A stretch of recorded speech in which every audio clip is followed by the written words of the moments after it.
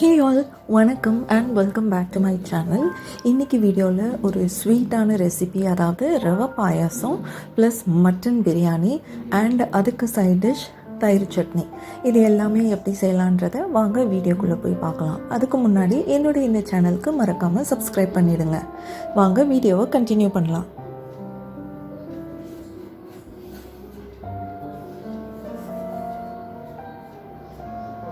First நம்ம தயிர் chutney ready பண்ணிடலாம். அதுக்கு நான் 10 rupees தயிர் பேக்கெட் எடுத்து மிக்சியில் போட்டு 2 தடவை பல்ஸ் பண்ணிவிட்டு வெட்டி வச்சிருந்த வெங்காயம் அதில் போட்டு கொஞ்சம் உப்பையும் போட்டு மிக்ஸ் பண்ணிவிட்டு தயிர் சட்னி ரெடி.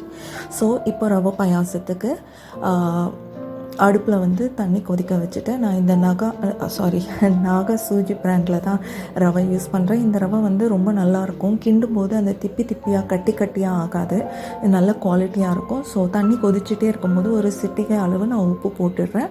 தண்ணி நல்லா கொதித்து வந்தப்போ அடுப்பை ஆஃப் பண்ணிடுறேன். அதுக்கப்புறம் நான் ரவையை போடுறேன். நம்ம வீட்டில் எத்தனை பேருக்கு பாயசம் செய்கிறோமோ அதுக்கேற்ற மாதிரி நம்ம ரவை போடலாம். 2 பேருக்கு நான் செய்கிறதுனால நான் கொஞ்சமாக தான் போட்டுட்டு அந்த இருக்கிற சூட்லேயே ரவை நல்லா வெந்துடும் அப்படின்றதுக்காக பாத்திரத்தை தட்டு போட்டு மூடி வச்சுட்டேன். சைட் பை சைட் கொஞ்சோண்டு ஏலக்காய் பொடியும் எடுத்து ஒரு சில சிட்டிகையும் அதில் போட்டே மூடி வச்சேன். அதுக்கப்புறம் ட்ரை ஃப்ரூட்ஸ் ரெடி பண்ணலாம் அப்படின்னு சொல்லிவிட்டு கேஷ்யூஸ் அண்ட் பாதாம் எடுத்து அதை நான் துண்டாக கட் பண்ணி நறுக்கி வச்சிட்ருந்தேன். அது வச்சிட்ருக்கும்போது ஒரு முக்கியமான விஷயம், நம்ம கேஷ்யூஸ் சாப்பிடும்போது ஃபாலோ பண்ண வேண்டியது என்னென்னா, இது ஒரு டிப்பு தான். கேஷ்யூவை நல்லா உடச்சி செக் பண்ணுங்கள், உள்ள புழு பூச்சி ஏதாவது இருக்குதான்னு. நான் கேஷ்யூ உடைக்கும் போது பார்த்தீங்கன்னா ஒரு கேஷ்யூக்குள்ளே ஒரு பெரிய சைஸுக்கு இந்த புழு இருந்தது. முட்டையெல்லாம் போட்டு ஒரு ஃபேமிலியாகவே இருந்துச்சு. நான் ரொம்ப பயந்துட்டேன். ஸோ இந்த மாதிரி உடச்சி பார்த்துட்டு தயவு செய்து சாப்பிடுங்க. ஸோ பேக்ரவுண்ட் நாய்ஸை இக்னோர் பண்ணுங்கள். வெளியில் படம் ஓடுது, வீட்டில் படம் பார்த்துட்ருக்காங்க. ஸோ இந்த கேஷ்யூஸ் அண்ட் பாதாமை நெய்யில் நல்லா வறுத்து சைட் பை சைட் வச்சுட்டேன். நான் பிரியாணி பண்ணனால இந்த ஃப்ரை பண்ணும்போது மறந்துட்டேன். ஸோ லைட்டாக கொஞ்சம் தீஞ்சிடுச்சு, பட் மேனேஜ் பண்ணிட்டேன். நான் எடுத்து வச்சுட்டேன். அதுக்காக அதை நான் தூக்கி போடலை. இப்போது ரவையை ஏற்கனவே ஊற வச்சுருந்தோமே, அதை பார்த்திங்கன்னா நல்லாவே ரவை வெந்திருக்கு. ஸோ கூட சர்க்கரை போட்டு நல்லா கலக்கிட்டு நம்ம வறுத்து வச்சுருந்தோம் அந்த கேஷ்யூஸ் அண்ட் பாதாம் நெய்யோடு சேர்த்து அந்த மிக்ஸ்சரையும் இதில் கிளறி நம்ம மிக்ஸ் பண்ணிட்டோன்னா ரொம்ப அருமையான ரவை பாயாசம் ரெடி. இது ரொம்ப நல்லாவே வந்திருந்தது. அந்த தீஞ்ச வாசனை, அந்த தீஞ்ச டேஸ்ட் அப்படி எதுவுமே ஸ்பாயில் பண்ணாமல் ரவா பாயாசம் ரொம்ப அருமையாக இருந்தது. நீங்களும் இதை ட்ரை பண்ணுங்கள். ட்ரை பண்ணிங்கன்னா எனக்கு ஃபோட்டோகிராஃபோ இல்லை காமெண்ட்டோ ஷேர் பண்ணுங்கள். இப்போ நெக்ஸ்ட் நம்ம மட்டன் பிரியாணி எப்படி பண்ணலான்றதை பார்க்கலாம். இப்போ மட்டன் பிரியாணி செய்கிறதுக்கு நான் இந்தியா கேட்டுடைய பாஸ்மதி ரைஸ் தான் யூஸ் பண்ணியிருக்கேன். இது கொஞ்சம் எக்ஸ்பென்சிவ் தான், பட் இந்தியா கேட்லேயே நிறைய different variants of basmati rice இருக்குது. நான் இன்றைக்கி யூஸ் பண்ணுறது டிபாருன்ற இந்த வேரியண்ட் தான். இது அரிசியும் நல்ல ஒயிட் கலரில் நீட்டாக இருக்கும். சாப்பாடும் ரொம்ப சாஃப்டாக வரும். ஸோ இந்த கப்பு அளவுக்கு நான் 2.5 கப்பு எடுத்துருக்கிறேன். 2 பேர் சாப்பிட்றதுக்காக மதியானம் அண்ட் நைட்டு. ஸோ அதை எடுத்து நல்லா கழுவிட்டு நான் தண்ணி போட்டு ஒரு 2 டம்ளர் தண்ணி அளவு ஊற்றி ஊற வச்சுட்டேன். சைட் பை சைட் நான் மட்டனை கழுவி இதை போட்டிருக்கேன். மட்டன் நிறையா இருந்ததுன்றக்காக நான் கொஞ்சம் வேறு ஒரு கண்டெய்னரில் ட்ரான்ஸ்ஃபர் பண்ணி ஃப்ரீசரில் வச்சுட்டேன். ஸோ தட் வேறு ஏதாவது ஒரு டைமில் நம்ம குக் பண்ணிக்கலாமே அப்படின்னு சொல்லிட்டு. ஸோ இந்த பாக்ஸில் தான் நான் எடுத்து ஃப்ரீசரில் வைக்கிறேன். அதையும் நீங்கள் பார்க்கலாம்.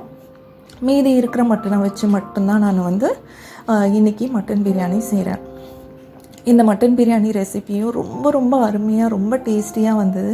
நீங்களே பார்ப்பீங்க. ரொம்ப சிம்பிளான ஸ்டெப்ஸ் தான். நான் இதுக்கு யூஸ் பண்ணது ரெடிமேட் மசாலாஸ் தான் யூஸ் பண்ணேன். அது என்னென்ன பிராண்டுன்றதையும் நான் சொல்கிறேன். ஸோ இப்போ மட்டனை ஃபஸ்ட்டு வேக வைக்கணுன்றதுக்காக கொஞ்சம் உப்பு, மஞ்சத்தூள், தண்ணி போட்டு குக்கரில் ஃபஸ்ட்டு நான் வேக வச்சுட்டேன் விசில் போட்டு. அது வெந்துட்டு இருக்கும்போதே நான் சைட் பை சைடு அதுக்கு தேவையான காய்கறிகளெல்லாம் வெட்டி வச்சுட்டேன். 3 தக்காளி, 2 வெங்காயம், 1 பெருசு 1 சின்னது, இன்னொரு வெங்காயம் சின்ன வெங்காயம் நான் தயிர் பச்சடிக்கு யூஸ் பண்ணேன். கொஞ்சம் புதினா இலை, கொத்தமல்லி இலை, கருவேப்பிலை இலை, 2 பச்சை மிளகாய், இவ்வளோதான். அண்ட் இது போக நம்ம ஸ்பைசஸ், அதாவது பிரியாணி இலை, ஏலக்காய், பட்டை, கிராம்பு அதெல்லாம் போட வேண்டியது. ஸோ இப்போ கறி கொதிக்க ஆரம்பித்த உடனே நான் விசில் போட்டு வேக வச்சுட்டேன். ஸோ இப்போ நான் சொன்ன மாதிரி இந்த காய்கறியெல்லாம் வெட்டி வச்சுட்டேன். பிரியாணின்றதுக்காக நீட்டாக வெங்காயத்தை வெட்டணும். தயிர் பச்சடிக்கு நான் குட்டியாக வெட்டியிருக்கேன். ஸோ கறி வெந்துடுச்சு. குக்கரை ஓப்பன் பண்ணி பார்த்தோன்னே நல்லா தெரிஞ்சிடுச்சு. கறி ரொம்ப சாஃப்டாக வெந்துடுச்சு. நான் நிறையா முள்ளாக தான் போட்டிருந்தேன். பிரியாணிக்கு நிறைய நல்ல டேஸ்ட் இறங்கும் அந்த போன்ஸ்லேருந்து அப்படின்னு சொல்லிட்டு. ஸோ இதுதான் 2 பேருக்கான மட்டன். இதுவே போதுமானது. இது கண்டிப்பாக வந்து நைட்டுக்கும் லெஃப்ட் ஓவர் இருக்கும் அப்படின்றக்காக நான் இன்றைக்கி பிரியாணிக்கு யூஸ் பண்ணுற நெய் வந்து ஆவின் பிராண்டில் உள்ள நெய் தான். ஆவின் நெய் ரொம்ப நல்லா டேஸ்ட்டாக இருக்கும் பிரியாணிக்கு யூஸ் பண்ணுறது. நீங்கள் என்ன பிராண்டு வேணுனாலும் யூஸ் பண்ணலாம். ஸோ இந்த நெய் ஊற்றினதுக்கப்புறம் இதையும் நல்லெண்ணெயும் கொஞ்சம் சேர்த்து ஊற்ற போகிறேன். ஏன்னா வந்து பாஸ்மதி ரைஸ் பச்சரிசின்றதுனால கொஞ்சம் சூடு ஜாஸ்தி இருக்கும். நம்ம வயிற்றுக்கு வந்து சில பேருக்கு செட் ஆகாது. ஸோ அதுக்காக அந்த சூட்டை அமர்த்தணுன்றதுக்காக நல்லெண்ணெய் யூஸ் பண்ணலாம். எந்த பிராண்டில் வேணுனாலும் நான் இதையும் நல்லெண்ணெய் யூஸ் பண்ணுறேன்.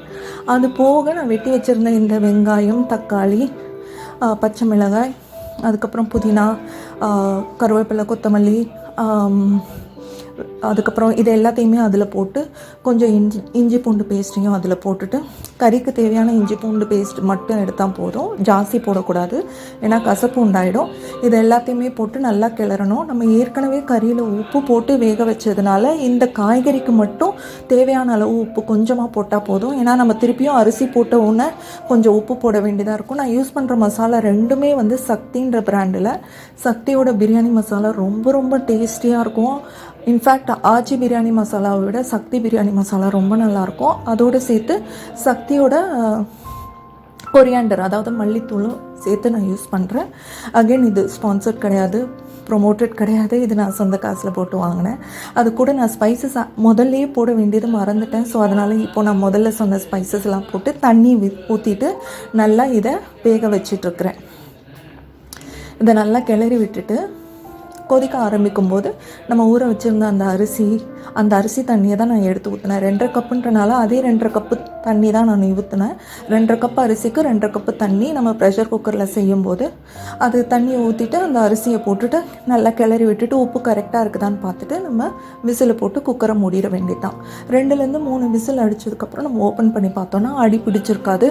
ரொம்ப கரெக்டாக ஆப்டாக அந்த அரிசி வந்து பிரியாணி ரொம்ப ரொம்ப சூப்பராக இருக்கும். அந்த புதினா இலையெல்லாம் போட்டிருந்தனால ரொம்ப மணமாகவும் இருக்கும். இதாக பாருங்கள் ஃபைனல் வெர்ஷன். நான் ரொம்ப பயந்துருந்தேன், அதாவது வந்து தக்காளியோ வெங்காயமோ ஜாஸ்தி ஆகிடுச்சோ அப்படின்னு சொல்லிட்டு. எங்கள் வீட்டில் காரமும் ரொம்ப கம்மியாக சாப்பிட்றதுனால நான் பிரியாணி மசாலா வந்து ரொம்ப கம்மியாக தான் போட்டிருந்தேன்.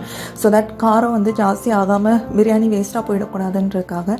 அதே மாதிரி ரொம்ப ரொம்ப அருமையாக வந்திருந்தது. ரொம்ப டேஸ்டியாக இருந்தது. பிரியாணி ஒன்றோட ஒன்று ஒட்டாமல் நல்லா உதிரியாகவே இருந்தது. நீங்களே பார்க்கலாம் இப்போ ஸ்க்ரீனில். ரொம்ப அருமையாக இருந்தது. நீங்களும் ட்ரை பண்ணி பாருங்கள். நீங்கள் வேறு ஏதாவது மெத்தடில் பிரியாணி பண்ணுறீங்கன்னா மறக்காமல் காமெண்ட் பாக்ஸில் சொல்லுங்கள். நானும் அதை ட்ரை பண்ண முடியுமான்னு பண்ணி பார்க்குறேன். இந்த ஸ்டைலில் நீங்களும் பிரியாணி ட்ரை பண்ணிங்கன்னா மறக்காமல் எனக்கு உங்களுடைய காமெண்ட்டை ஷேர் பண்ணுங்கள். எப்படி இருந்ததுன்றது சொல்லுங்கள். இன்னும் நான் நிறைய ரெசிபி வீடியோஸ் இந்த சேனலில் போட்டிருக்கேன், பாருங்கள். என்னுடைய இந்த சேனல் க்ரோத்துக்கு சப்போர்ட் பண்ணுங்கள். இந்த வீடியோ உங்களுக்கு பிடிச்சிருக்குன்னு நம்புகிறேன். மறக்காமல் என்னுடைய இந்த வீடியோவை லைக் பண்ணுங்கள், ஷேர் பண்ணுங்கள், காமெண்ட் பண்ணுங்கள். என்னுடைய இந்த சேனலுக்கு மறக்காமல் சப்ஸ்கிரைப் பண்ணுங்கள். ஸோ பிரியாணி ரெடி ஆனதுக்கப்புறம் இதுதான் டேபிளில் வச்சதுக்கப்புறம் இதுதான் ஒரு லுக்கு சும்மா உங்களுக்கு காட்டியிருக்கிறேன். எப்படி எல்லாமே டேபிளில் சர்வ் பண்ணியிருக்கேன் அப்படின்னு சொல்லிட்டு. அண்ட் இதெல்லாம் சர்வ் பண்ணதுக்கப்புறம் என்னுடைய தட்டில் பிரியாணி எடுத்து வைக்கிற அந்த ஒரு கிளிப்பையும் நான் ஆட் பண்ணியிருக்கேன். உங்களுக்கு பிடிச்சிருக்குன்னு நம்புகிறேன். ரொம்ப அருமையான டேஸ்ட்டு. சாப்பாடும் ரொம்ப நல்லா சாஃப்டாக இருந்தது. காரம்லாம் கரெக்டாக இருந்தது. என்னுடைய இந்த சேனலில் என்னுடைய வீடியோஸ் எல்லாம் பார்த்துட்டு என் கான்டென்ட் ஐடியாஸ் உங்களுக்கு பிடிச்சிருந்தேன்னா மறக்காமல் ரெட் கலர் சப்ஸ்கிரைப் பட்டனை கிளிக் பண்ணுங்கள். பக்கத்தில் இருக்க பெல் ஐக்கானையும் கிளிக் பண்ணிங்கன்னா நான் போடுற நியூ வீடியோஸோட நோட்டிஃபிகேஷன்ஸ் உங்களுக்கு உடனே வரும்.